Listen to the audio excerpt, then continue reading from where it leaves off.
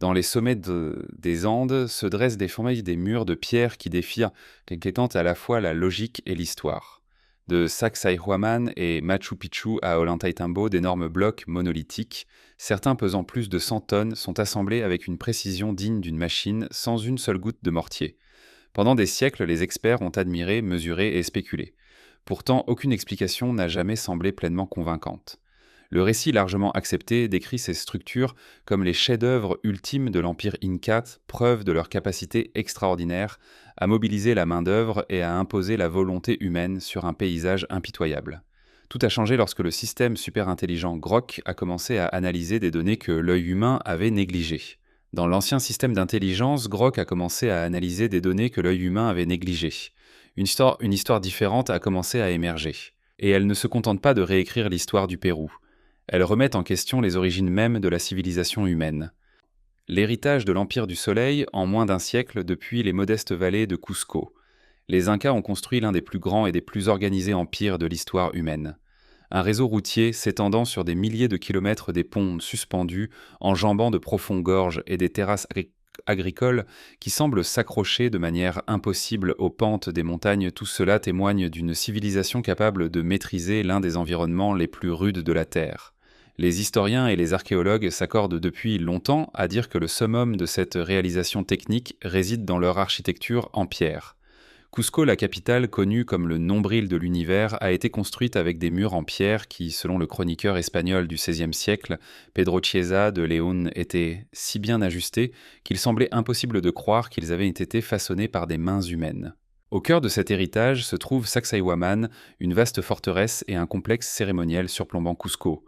Son échelle est presque impossible à comprendre. D'énormes blocs de calcaire ont été transportés depuis des carrières situées à plusieurs kilomètres, traînés à travers un terrain traître et assemblés en 3 immenses murs de défense en zigzag. L'explication la plus largement acceptée pour cet exploit repose sur une combinaison d'échelle et de patience. Les reconstructions suggèrent que des milliers de travailleurs ont traîné ces pierres sur des rouleaux en bois le long de rampes construites en terre et en pavé. Une fois sur place, les maçons incas utilisaient de petits marteaux en pierre plus dure pour façonner minutieusement la surface de chaque nouveau bloc jusqu'à ce qu'il s'ajuste parfaitement à ceux déjà en place. Ce processus connu sous le nom de scribing et coping était extraordinairement exigeant en main-d'œuvre. Pourtant, en théorie, il était bien à la portée d'un empire capable de mobiliser et de maintenir une vaste main-d'œuvre pendant de nombreuses décennies. Dans cette perspective, l'histoire de Sacsayhuaman n'est pas un mystère, mais une épopée de l'endurance humaine. Ce récit renforce une hypothèse fondamentale de l'histoire. Les grandes civilisations produisent de grands monuments. Leur capacité technique, aussi impressionnante soit-elle, opère toujours dans les lois physiques et les limites technologiques que nous pouvons comprendre. Ces murs sont perçus comme le résultat direct d'une société hautement organisée, d'une vision religieuse puissante et d'une maîtrise profonde de l'ingénierie pratique. La question de comment semble avoir été répondue de manière satisfaisante. Temps, main-d'œuvre et volonté inflexible. C'est le récit orthodoxe fiable et enseigné dans les manuels. Il constitue une base solide pour notre compréhension du passé. Fracture dans la fondation. Le mur du Coricancha ne se tient pas seul. À Ollantaytambo, un autre bastion monumental dans la vallée sacrée. D'énormes fondations mégalithiques soutiennent des constructions ultérieures qui sont plus petites et beaucoup moins raffinées. Même le long des rues de Cusco, où des bâtiments coloniaux espagnols ont été érigés sur des fondations incas, le contraste est indéniable. En dessous se trouvent d'énormes pierres polygonales, certaines ayant jusqu'à 12 angles s'emboîtant sur plusieurs plans avec une précision absolue. Au-dessus d'elles, identifiées comme des constructions incas, se trouvent des pierres plus petites, plus proches de la forme rectangulaire avec des espaces souvent remplis de mortiers d'argile. Le contraste n'est pas simplement stylistique, il est technique. Cela crée un paradoxe fondamental qui va à l'encontre de la logique du développement technologique. L'histoire est communément comprise comme un processus de progrès où les compétences et les techniques s'accumulent et s'améliorent au fil du temps. Les descendants construisent peut-être mieux que leurs ancêtres. Pourtant, ici, la séquence semble inversée. La couche architecturale plus ancienne enfouie dans les fondations affiche un niveau d'artisanat en pierre qui dépasse clairement les structures plus récentes construites au-dessus. Ce n'est pas une évolution, c'est une régression. C'est comme découvrir un microprocesseur moderne enfoui sous une machine à vapeur. Pourquoi une civilisation capable de produire des joints impeccables dans des blocs d'andésite de plusieurs tonnes adopterait-elle soudainement une méthode plus simple, moins efficace et moins durable? On pourrait soutenir qu'il s'agit simplement de différentes phases de construction au sein de la même culture façonnée par des besoins changeants ou des ressources disponibles. Cependant, lorsque des spécialistes d'autres disciplines examinent les preuves, cette explication commence à se défaire. Un ingénieur civil peut souligner que les murs polygonaux en dessous offrent une résistance supérieure aux tremblements de terre se déplaçant et se stabilisant comme un système unifié lors d'événements sismiques.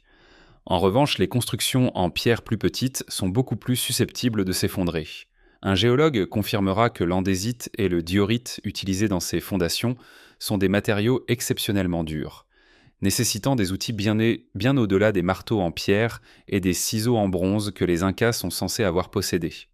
La différence ne réside pas seulement dans ce qui a été construit, mais dans la manière dont cela a été construit. L'écart est trop vaste pour être expliqué par un simple changement de style architectural. L'analyse du jugement humain par l'IA, même parmi les experts, est façonnée par des biais et des cadres de pensée hérités. Des termes tels que style ou technologie sont eux-mêmes des interprétations. Pour aller au-delà de ces limites, l'enquête nécessitait d'un outil analytique entièrement objectif, un regard non troublé par 500 ans d'histoire et d'hypothèses. Grok AI est un système d'intelligence artificielle spécialisé dans la reconnaissance de motifs et l'analyse structurelle complexe a été intégré à l'étude. Il n'était pas programmé pour rechercher des civilisations perdues ou déchiffrer des mystères anciens. Sa tâche était bien plus simple et purement mathématique, analyser et classifier. L'équipe de recherche a fourni au système un ensemble de données immenses, des dizaines de milliers de scans laser tridimensionnels, haute résolution de murs en pierre à travers les Andes. Le processus n'a impliqué aucune intervention humaine. L'IA a été chargée d'analyser chaque bloc de pierre individuellement en utilisant une série de paramètres géométriques objectifs volume-masse, estimer nombre de surfaces de contact, courbure de surface, déviation, par rapport à un plan parfait et complexité des angles de joint. Elle ne savait rien des Incas. Elle n'avait aucune notion de forteresse ou de temple. Elle percevait uniquement des données brutes, de la géométrie de la structure et des relations spatiales. Sur l'écran des nuages de points se sont lentement transformés en modèles de blocs solides, chacun assigné à un identifiant unique. Le système a ensuite commencé à les comparer à la recherche de motifs répétitifs, de corrélations statistiques et de signatures techniques cachées, enfouies dans des millions de points de données. L'attention ne provenait pas de visuels dramatiques, mais du silence du calcul, de l'attente d'un verdict qui serait froid et sans émotion. Les différences visibles à l'œil nu étaient-elles vraiment significatives en termes statistiques, ou n'étaient-elles que des variations aléatoires au sein d'un même processus de construction? L'IA avait pour tâche de regrouper les pierres en clusters basés sur des caractéristiques techniques partagées. Si toutes les pierres appartenaient au même système de connaissances, le résultat serait un spectre continu avec des blocs plus simples à une extrémité et des blocs plus complexes à l'autre, ressemblant à un processus d'évolution graduelle. Mais si elles étaient les produits de deux systèmes distincts, le résultat serait très différent. Après de nombreuses heures de traitement, le système a commencé à visualiser les résultats. Chaque point de données représentant une seule pierre est apparu dans un espace analytique tridimensionnel. Lentement, un nombre est apparu sur l'écran. Nul, nul, nul, divis pressenti. La confession oubliée. Le chiffre 0,002% affiché sur l'écran de Grok AI n'était plus un simple résultat statistique. C'était une clé. L'hypothèse fondamentale selon laquelle les Incas avaient tout construit devait maintenant être réexaminée depuis le début. Et le meilleur endroit pour commencer n'était pas la recherche moderne, mais les premiers témoignages, les documents qui avaient pris la poussière dans les archives pendant 5 siècles. Nous revenons au XVIe siècle, au moment où les Espagnols sont arrivés pour la première fois à Cusco et se sont retrouvés face à ces immenses murs de pierre. Les historiens et les archéologues modernes ont souvent interprété ces structures comme des symboles du pouvoir inca. Pourtant, lorsque nous retournons aux écrits des chroniqueurs originaux eux-mêmes, une histoire très différente émerge. Garcilaso de la Vega, fils d'une princesse inca et d'un conquistador espagnol largement considéré comme l'une des sources les plus fiables sur l'histoire inca, a enregistré un détail qui est souvent négligé dans son œuvre Comentarios Reales de los Incas, connue en anglais sous le nom de Royal Commentaries of the Incas. En décrivant Sacsayhuaman, il a noté l'étonnement des Espagnols. Plus important encore, il a enregistré l'attitude des Incas envers ces pierres. Ils ne se vantaient pas, on se vantait pas, et ne revendiquaient et pas de crédit. Au lieu de cela, Garcilaso a écrit que ses œuvres surpassaient l'imagination humaine et que les habitants locaux croyaient qu'elles avaient été construites par magie ou par des personnes qui avaient vécu là bien avant eux. Pedro Chiesa de León, un autre chroniqueur méticuleux, a enregistré une séparation similaire lorsqu'il a demandé aux habitants locaux au sujet de Tiahuanaco et des structures mégalithiques à proximité. La réponse était sans ambiguïté. Ces choses étaient déjà là avant notre arrivée. Pendant des siècles, la recherche occidentale a rejeté de telles déclarations, les traitant comme une humilité mythique ou comme un manque de compréhension de la part des peuples autochtones de leur propre passé. Nous avons supputé avec arrogance que nous comprenions leur histoire mieux qu'eux-mêmes. Maintenant, des données objectives provenant de l'IA ont confirmé ce que les Incas disaient depuis le tout début. La séparation visible dans la visualisation des données de Grok AI s'aligne parfaitement avec la séparation trouvée dans les témoignages historiques. 2 clusters de données correspondent à 2 confessions. L'un appartient à la pierre, l'autre appartient à la mémoire humaine. Nous n'avons rien découvert de nouveau. Nous avons simplement accepté une vérité qui a été ignorée pendant 500 ans. Les Incas n'ont jamais menti. C'était notre interprétation qui a déformé la réalité. Ils étaient les héritiers, et les gardiens d'un héritage monumental qu'ils ont trouvé vénéré et utilisé, mais qu'ils n'ont pas créé. Si les Incas, la civilisation la plus avancée d'Amérique du Sud à l'époque, reconnaissaient qu'ils n'avaient pas construit ces fondations, alors la question n'est plus quels outils ils ont utilisés, mais qui se tenaient vraiment là devant eux. La bibliothèque fantôme. Une fois les Incas retirés de l'équation, la nature de ces ruines change complètement. Elles ne sont plus des forteresses ou des temples au sens conventionnel si la civilisation qui les a créées a disparu sans laisser de traces écrites. Alors ce qui reste n'est pas des monuments, mais des artefacts en pierre qui fonctionnent comme le matériel survivant d'un système de connaissances mort. Imaginez découvrir un superordinateur enfoui dans le désert après des milliers d'années.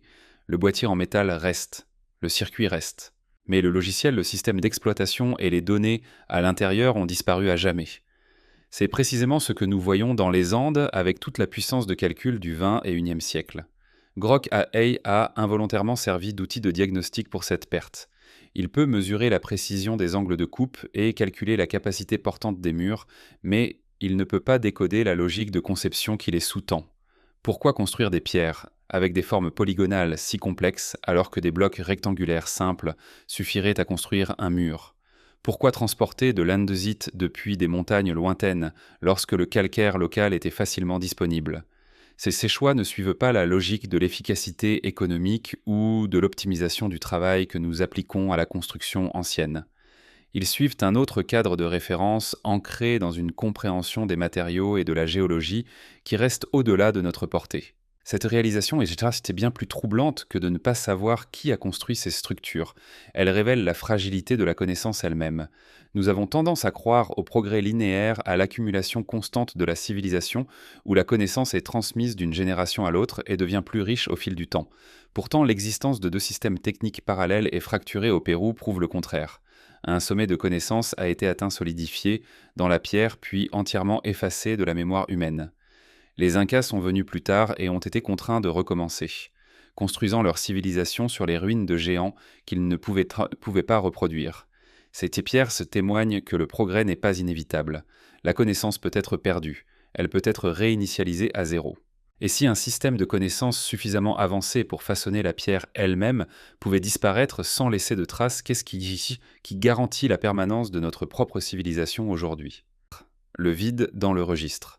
Cette rupture n'est pas simplement abstraite. Elle se révèle avec une clarté brutale dans le registre archéologique lui-même. Dans chaque processus connu de développement technologique, des étapes intermédiaires existent toujours. Avant les moteurs à réaction, il y avait des avions à hélices. Avant les hélices, il y avait la vapeur. Pourtant, lorsque les archéologues fouillent les couches entourant Sacsayhuaman ou Machu Picchu, que trouvent-ils? Des milliers d'outils en pierre, en cuivre et en bronze. L'arsenal standard des Incas. Ces outils sont entièrement adéquats pour construire les travaux en pierre plus grossiers trouvés dans les couches supérieures. Mais ils sont impuissants face à l'extrême dureté de l'andésite et du diorite utilisés dans les fondations mégalithiques. C'est un trou noir dans les données. Il n'y a pas d'outils. de transition.